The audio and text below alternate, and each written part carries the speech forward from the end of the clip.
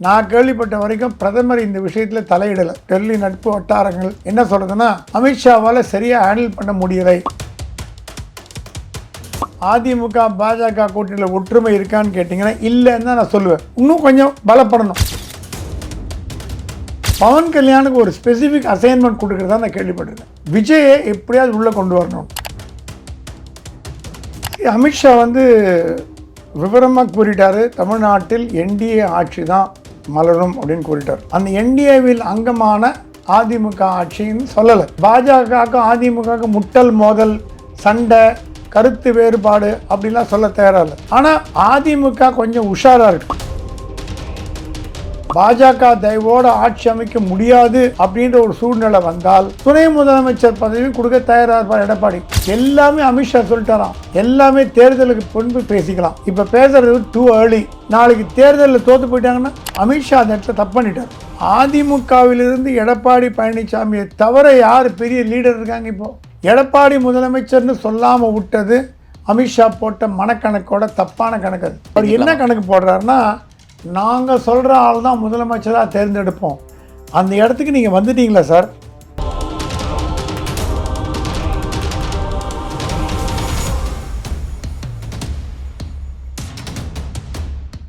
எல்லா பெஞ்ச் நேயர்களுக்கு வணக்கம். இன்னைக்கு நம்ம கூட மூத்த பத்திரிகையாளர் பிரகாஷ் எம் சாமி சார் இருக்காரு. அவர்கிட்ட கேட்க நிறைய கேள்விகள் இருக்கு, வாங்க கேட்போம். வணக்கம் சார். வணக்கம் சார். தமிழக அரசியலில் ஆட்சியில் பங்கு, அதிகாரத்தில் பங்கு, அதிகாரத்தில் எங்களுக்கு பங்கே கொடுக்கணும் அப்படின்ற ஒரு நிலைமைக்கு தமிழக அரசியல் பேச பொருளாக மாறி இருக்கு. ஏன்னா பிஜேபியோட ரோல் என்ன சொல்றாங்கன்னா, இங்கே அதிமுக ஆட்சி வந்தாலும் எங்களுடைய பங்கு இருக்கும் அப்படின்னு சொல்றாங்க. இதில் அதிமுகவுக்கு நிறைய டிஃபரன்ஸாக எப்படி இருக்கு, அந்த கூட்டணியில் என்ன நடக்குது சார்? அமித்ஷா விவரமாக கூறிட்டாரு, தமிழ்நாட்டில் என்டிஏ ஆட்சி தான் மலரும் அப்படின்னு கூறிட்டார். அவர் பாஜக ஆட்சின்னு சொல்ல, நல்ல கவனிங்க. பாஜக ஆட்சின்னு சொன்னிருந்தீங்கன்னா நீங்கள் அப்ஜெக்ட் பண்ணலாம். என்டிஏ ஆட்சிங்கிறதும் என்டிஏ கூட்டணி ஆட்சிங்கிறது ஒன்று. ஆமாம் சார். இந்திக்காரங்களாம் நம்மளை மாதிரி ஃப்ளூயண்ட்டாக பேச மாட்டாங்க. நம்ம என்ன தமிழில் பேசுகிற மாதிரி அவங்களால பல தடவை மொழிபெயர்ப்பில் ஏகப்பட்ட குளறுபடி வந்தாலும் நம்ம பார்த்துருக்கோம். ஆமாம். அதனால் அமித்ஷா என்ன சொல்ல வந்தார்னா, தமிழ்நாட்டில் என்டிஏ ஆட்சி மலரும், அந்த என்டிஏவில் அங்கமான அதிமுக ஆட்சின்னு சொல்லலை. ஏன்னா என்டிஏன்னு சொல்லி விட்டார். இப்போ என்டிஏல பிரதானமான கட்சி எது? அதிமுக. எல்லாருக்கும் தெரியும். எங்கேயாவது அமித்ஷா அடுத்த முதலமைச்சர் நயினார் நாகேந்திரன், அடுத்த முதலமைச்சர் அண்ணாமலை, அடுத்த முதலமைச்சர் வானதி சீனிவாசன் சொல்லியிருந்தீங்கன்னா இது முதலுக்கே மோசம், இவர் ஏதோ இந்த மாதிரி பேசுகிறாரு, பாஜக ஆட்சியில் நம்ம உட்கார வைக்க போகிறாரு அப்படின்னு நம்ம மனசுக்குள்ளே எண்ணிக்கலாம். அதை பற்றி தர்க்கமும் பண்ணலாம். Okay sir. ஆனால் அந்த எந்த வார்த்தையுமே அமித்ஷா சொல்லலை.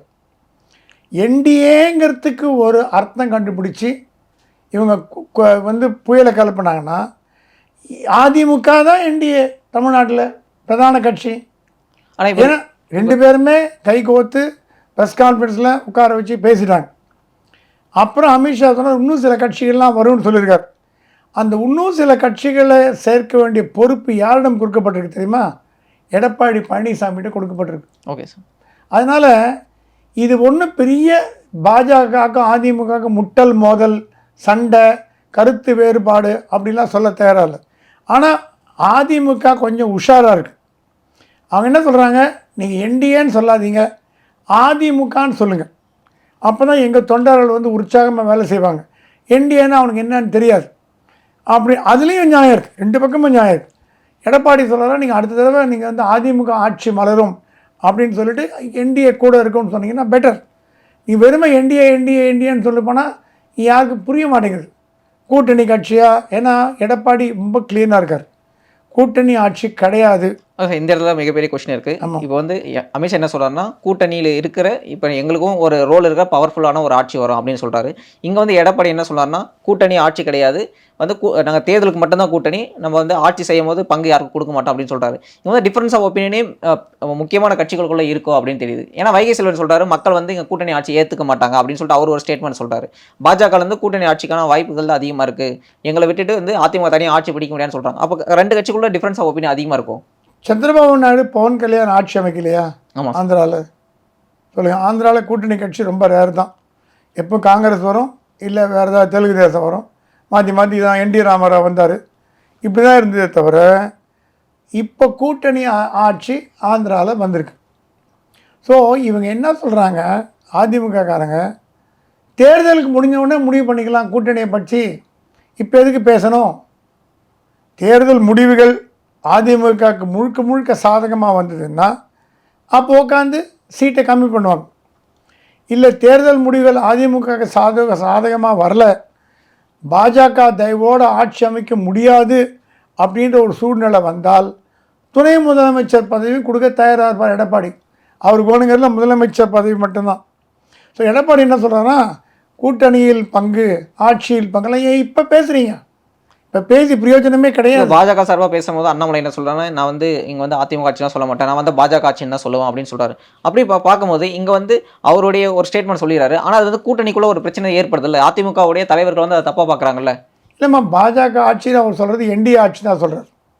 பாஜக தனியாக தமிழ்நாட்டில் போட்டி போட்டு ஆட்சியை பிடிக்க முடியுமான்னு கேட்டிங்கன்னா இன்னும் 10 ஆண்டுகளுக்கு முடியாதுன்னு தான் நான் சொல்லுவேன். Okay sir. என்னோடய ஆசை பாஜக வரணும்னு இருக்கலாம், அது வேறு விஷயம். ரியாலிட்டிங்கிறது வேறு, ஆசைங்கிறது வேறு. கள நிலவரம் அப்படி கிடையாது. கள நிலவரம் அப்படி கிடையாது. உங்களுக்கு திராவிட கட்சிகளை எடுக்கிறது அவ்வளோ சுலபமான காரியம் இல்லை. 75 ஆண்டுகளாக புறையோடி போன தமிழ்நாட்டை ஒரே தேர்தலில் மாற்றணும்னு எதிர்பார்த்தீங்கன்னா முடியாத காரியம். ஆகவே தான் பாஜக வந்து என்ன சொல்கிறாங்க, அமித்ஷாட்ட நம்ம கூட்டணி அமைச்சு போட்டி போடுவோம், அதிமுக கூட்டணியில் வரட்டும், அதிமுகவோட மட்டும் இல்லை விஜயும் கூட வரணும் அப்படின்னு ஆசைப்படுறாங்க. இப்போ விஜயும் கூட வந்தால் ஷோர் ஷாட்டாக அப்போ கேட்கலாம், விஜய்க்கு என்ன துணை முதலமைச்சர் பதவியா? எல்லாமே அமித்ஷா சொல்லிட்டாராம், எல்லாமே தேர்தலுக்கு முன்பு பேசிக்கலாம். இப்போ பேசுகிறது டூ ஏர்லி. உங்களுக்கு 2 துணை முதலமைச்சர், ஒரு முதலமைச்சர், அந்த மாதிரிலாம் பேச டூ ஏர்லி. நாளைக்கு தேர்தலில் தோற்று போயிட்டாங்கன்னா அது அசிங்கமாடுமே. அதனால் அமித்ஷா சொல்கிறான், எல்லாமே மைண்டில் வச்சுப்போம், இப்போ எதை பற்றியும் பேச வேணாம், தேர்தலில் போட்டி போடுவோம், ஜெயிப்போம், யாருக்கு எவ்வளோ சீட்டு வருதுன்னு பார்ப்போம், அந்த சீட்டுக்கு ஏற்ற மாதிரி மந்திரி சபையை பிரிச்சுக்கலாம். எப்படியுமே அதிமுகவுக்கு தான் அதிகமான சீட் வரப்போகுது, ஏன்னா அதிமுக தான் அதிகமான சீட்டில் போட்டி போட போகுது, பெரிய கட்சி. ஸோ அதிமுக மெஜாரிட்டி பலத்தோடு வந்தால் கூட சின்ன கட்சிகளான பாஜக, பாமக அது கொடுத்துட்டு பெரிய கட்சியான தாவேக்கா பாஜகவுக்கும் சீட் கொடுக்கப்படும். அப்படியே 1-2 கேபினெட் மினிஸ்டர் அந்த மாதிரி கொடுக்கறதுக்கு வாய்ப்பு இருக்குது. அது இப்போ சொன்னால் என்ன நடக்கும்னா, அதிமுகவோட பாயிண்ட் ஆஃப் வியூலேருந்து கரெக்ட் இப்போ சொன்ன தொண்டர்கள் சோர்ந்து போயிடுவாங்க. ஆமாம், கூட்டணி ஆட்சி நம்ம எதுக்குன்னா வேலை செய்யணும் போடா. ஆனால் இந்த மாதிரி நம்ம வந்து கண்டினியூஸாக பேசிகிட்டே இருக்கிறது வந்து அந்த தொண்டர்களை தான் சோர்ந்து அடைகிறது தானே பிரச்சனையாக இருக்குது. தொண்டர்களை சோர்வு அடையாமல் தடுக்கிறது தான் எடப்பாடி சொல்கிறார். அதிமுக ஆட்சி தான் மலரும். இந்த கூட்டணிக்குள்ள பிரச்சனை ஏற்படுத்துறதே கூட்டணி கட்சிகள் தானே. கூட்டணி கட்சிகள் தான் ஏற்படும். இது யாராவது டெல்லியிலேருந்து கூப்பிட்டு கொஞ்சம் வாயை மூடிட்டுருங்க அப்படின்னு சொன்னால் ஒழிய 2 பேருமே திருந்த போகிறது. ஆனால் அப்படி சொல்கிற மாதிரி தெரியல. அமித்ஷா வந்து கண்டிப்பாக கூடிய விரைவில் நான் கேள்விப்பட்ட வரைக்கும் பிரதமர் இந்த விஷயத்தில் தலையிடலை. கூடிய விரைவில் பிரதமர் இந்த கோதாவில் இறங்குவார்னு கேள்விப்படுறேன். என்னோட டெல்லி நட்பு வட்டாரங்கள் என்ன சொல்கிறதுன்னா, அமித்ஷாவால் சரியாக ஹேண்டில் பண்ண முடியலை இந்த மேட்ரை. இந்த இடத்துல அதான் சார், இந்த இடத்துல ஒரு முக்கியமான கொஸ்டின் இருக்குது. அவர் வந்து ரீசெண்டாக தமிழ் நாளேடுகளுக்கு வந்து கொடுத்த இன்டர்வியூவில் என்ன சொல்லியிருக்காருன்னா, அதிமுக தான் ஒரு முதலமைச்சர் வேட்பாளர் வருவார் அப்படின்னு சொல்கிறாரு. எடப்பாடியோட பேரை தவிர்க்கிறாரு. இந்த இடத்துல நம்மளுக்கு முக்கியமான கொஸ்டின் என்னன்னா, இப்போ வந்து பாஜக ஒரு பிரதமர் வருவார்னு அதிமுக தொண்டர்கள் சொன்னால் நம்ம ஏற்றுக்குமா அப்படின்ற ஒரு மிகப்பெரிய கொஸ்டின் வந்து நிற்குது இல்லை. அமித்ஷா அந்த இடத்துல தப்பு பண்ணிட்டார். அதிமுகவிலிருந்து எடப்பாடி பழனிசாமியை தவிர யார் பெரிய லீடர் இருக்காங்க? இப்போது அங்கே பதவி சண்டையே கிடையாது, ஒரே தலைவர் எடப்பாடி தான், முடிஞ்சு போச்சு, மேட்ரு ஓவர்.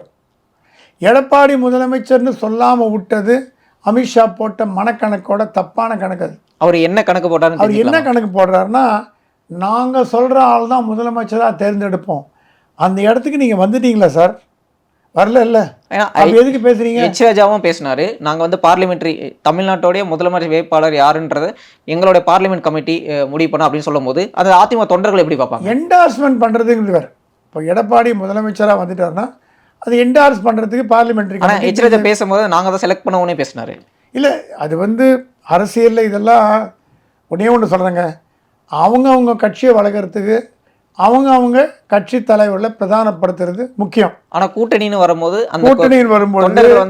கூட்டணி கேட்டிங்கன்னா அதிமுக பாஜக கூட்டணியில் ஒற்றுமை இருக்கான்னு கேட்டிங்கன்னா இல்லைன்னு தான் நான் சொல்லுவேன். இன்னும் கொஞ்சம் பலப்படணும். அதுக்கு தான் சொன்னாங்க, எல்லோரும் ஒரு ஊராக போகிறாங்க, இந்த மாதிரி வந்து ட்ராவல் பண்ண போகிறாங்க, ரெண்டு கட்சியும் ஒன்றா சேர்ந்து மேடையில் இணைந்து செயல்பட போகிறது. பழனிசாமி பிரச்சார பயணத்தில் பங்கேற்க அழைப்பு. இப்படி முருகன் மாநாட்டுக்கு அதிமுக அமைச்சர்கள் வந்த மாதிரி, முன்னாள் அமைச்சர்கள் வந்த மாதிரி, இவர் பழனிசாமியோட ஊர்வலத்துக்கு, அந்த நடைப்பயணத்துக்கு பாஜக ஆட்கள் வருவாங்க. நான் என்ன சொல்கிறேன், முதல்ல பேச்சை குறைக்கணும். பாஜகவோ அதிமுகவோ யார் முதலமைச்சர்னு இப்பயே முடிவு பண்ணுறீங்கன்னு கேட்குறேன். அதிமுகவோட முதலமைச்சர் எடப்பாடி தான், அது சந்தேகம் இல்லை. அதில் சந்தேகத்தோடு நீங்கள் கூட்டணி வச்சிங்கன்னா அவன் பாஜக மேலே தானே தப்பு வரும். எந்த நம்பிக்கையில் நீங்கள் பாஜக அதிமுகவோட கூட்டணிக்கு போகிறீங்க? எடப்பாடி எடுத்துகிட்டு செங்கோட்டையனை போடலான்னு முடிவு பண்ணுறீங்களா? அது நடக்காது. நீங்கள் எல்லா காதையும் திருக்க முடியாது, எல்லா கையும் முறுக்க முடியாது.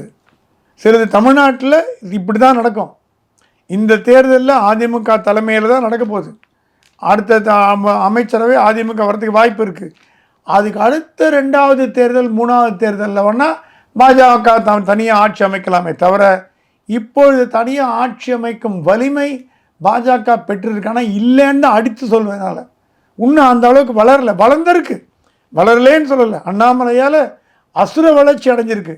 ஆனால் அது ஆட்சியை பிடிக்கிற அளவுக்கு கோல் போஸ்ட் கிட்ட வருமானு கேட்டிங்கன்னா இல்லைன்னு தான் சொல்லுவேன். சரி, இப்போ வந்து பாஜக சார்பாக எடுத்துக்கிட்டால் அவங்களுக்கு வந்து ஒரு முக்கியமான ஃபேஸாக தமிழ்நாட்டை கொண்டு வர பர்சன் யாருன்னா பவன் கல்யாணம். இப்போ தமிழ்நாட்டு அரசியலில் பவன் கல்யாணம் ரோல் வந்து பாஜக என்னவா பார்க்குறாங்க? பவன் கல்யாணுக்கு ஒரு ஸ்பெசிஃபிக் அசைன்மெண்ட் கொடுக்குறதா நான் கேள்விப்பட்டிருக்கேன். விஜயை எப்படியாவது உள்ளே கொண்டு வரணும். சரி, 2 பேருமே சினிமா துறையில் சேர்ந்தவர்கள். முதல்ல இந்த அசைன்மெண்ட் ரஜினிகாந்திடம் கொடுக்கப்பட்டதும். Okay sir. எப்படியாவது விஜய் உள்ளே கூப்பிட்டு வந்துடுங்க. ஏன்னா ரஜினிகாந்த் மேலே விஜய் ரொம்ப மரியாதை வச்சுருக்கார். ஆனால் ரஜினிகாந்த் சொன்னால் என்னை அரசியல் இழுக்காதீங்க, வேண்டாம், நான் இப்போ அரசியலில் வரல, நான் விஜய்கிட்ட பேசி அவங்க அப்பா அப்புறம் தப்பாக நினச்சி அது வேறு மாதிரி போச்சுன்னா வம்பு. ஜேர்னலிஸ்ட்லாம் பார்த்துட்டே இருக்காங்க, மீடியாலாம், எங்கே நீங்கள் போய் செஞ்சாலும் பின்னாடி வந்துடுவாங்க, அதனால் அப்புறம் பார்த்துக்கலான்னு நழுவிட்டார். ஸோ ரஜினிகாந்த் தான் முதல்ல இவங்க டார்கெட் பண்ணாங்க விஜய் உள்ளே கொண்டு வரதுக்கு. அடுத்தது யாரா பிடிக்கலான்னு பார்த்தாங்க, பவன் கல்யாண் பிடிச்சாங்க. பவன் கல்யாண் வந்து ஒரு மீட்டிங் ஆல்ரெடி விஜயோட பேசிட்டு தான் கேள்விப்படுறோம். Okay sir. அப்போ என்ன சொன்னாரா, விஜய் நீங்கள் வளர்ந்து வர கட்சி, கண்டிப்பாக முதலமைச்சர் ஆகிடுவீங்க, அதில் ஒன்றும் சந்தேகம் கிடையாது. ஆனால் அதுக்குள்ளே நீங்கள் கட்சியை பலப்படுத்தணும், கட்சி உண்டான பொறுப்புகள் வரணும். இப்போ சிரஞ்சீவின்னு ஒரு ஆக்டர், ஆமாம், அவரை மாதிரி ஒரு ஆக்டர் தெலுங்கு இண்டஸ்ட்ரியில் பார்க்கவே முடியாது. அவ்வளோ ஃபேன் கிரேஸ், அவ்வளோ ஃபேன். என்டி ராமராவுக்கு அடுத்தது தெலுங்கு மக்கள் மிகவும் போற்றி பாராட்டி உச்சி முகர்ந்த ஒரு நடிகர் சிரஞ்சீவி. அவர் தேர்தலில் டெபாசிட் கூட வாங்கலை. ஆமாம் சார். கட்சியை கொண்டு போய் காங்கிரஸில் கழிச்சு விட்டார். இதே பவன் கல்யாண் போன தேர்தலில் மைனஸ் வாங்கினார், தெரியுமா அவங்களுக்கு? ஆமாம் சார். இந்த வாட்டி கூட்டணி போட்டதுனால தான் துணை முதலமைச்சர் வந்தது. ஆமாம். இந்த 2-3 எக்ஸாம்பிளை கோட் பண்ணாராம். கோட் பண்ணி எம்ஜிஆராலேயே கூட்டணி இல்லாமல் வர முடியல, காங்கிரஸ் கூட்டணி வச்சு தான் அவரால் வர முடிஞ்சது. ஆகவே கூட்டணிங்கிறது அவசியம் தம்பி, நீங்கள் நினைக்கிற மாதிரி தனியாக போட்டி போட்டுலாம் ஆட்சியை பிடிக்கிறதுங்கிறது இந்த தேர்தலில் கிடையாது. நீங்கள் உங்களுக்கு எதிர்காலம் இல்லைன்னு சொல்ல வரல, கண்டிப்பாக பிரகாசமான எதிர்காலம் இருக்குது. ஆனால் இந்த தேர்தல் என்னை பொறுத்த வரைக்கும் நீங்கள் அப்போ விஜய் கேட்டாரா, அதிமுகவை நானும் இருந்தால் அப்போ எங்களுக்கு என்ன ரோலு, ஆனால் அது பேசிக்கலாம், பேச தான் நாங்கள் இருக்கோம். உங்களுக்கு திருப்தியான ரோலை வாங்கி கொடுக்குறோம், திருப்தியான பதவி வாங்கி தரோம், திருப்தியான எண்ணிக்கையை வாங்கி கொடுக்குறோம், அது எங்கள் கிட்ட விட்டுருங்க. ஆனால் நீங்கள் சம்மதம்னு முதல்ல சொல்லணும். அதுக்கு விஜய் பேக் அடிச்சுட்டு நான் கொஞ்சம் டைம் கொடுங்க, எனக்கு நான் கட்சி தொண்டரில் கேட்டு வரேன். முதல்ல விஜய் சொன்னாலும் நான் ஜனவரியில் சொல்கிறேன்னாராம். ஓகே. பவன் கல்யாண் சொன்னால் ஜனவரி இட்ஸ் டூ லேட், ஜனவரியில் முடியாது, எனக்கு நீங்கள் 1 மாதத்துக்குள்ளே சொன்னால் தான் உண்டு. ஏன்னா நாங்கள் கட்டமைக்கணும். நீங்கள் திடீர்னு ஜனவரியில் வரேன்னீங்கன்னா அப்போ போய் நாங்கள் எல்லாருக்கும் சீட்டை ஒதுக்கீடு பண்ணிவிட்டு உங்களுக்கு கொடுக்காமல் இருக்க முடியாது, நீங்கள் கேட்ட சீட்டும் கொடுக்க முடியாது, குளறுபடி ஆகிடும். ஓகே. இப்போவே முடிவு பண்ணி எந்தெந்த தொகுதி யார் யாருக்குன்னு முடிவு பண்ணி வேலையை ஆரம்பிக்கணும். 8 மாதம் 9 மாதம் கூட இல்லை தேர்தலுக்கு. ஸோ நீங்கள் வேலையை ஆரம்பிக்கணுன்னா இப்போலேருந்தே நீங்கள் ஜனவரியில் வேலையை ஆரம்பிக்க முடியாது அப்படின்னு சொல்லப்பட்டது.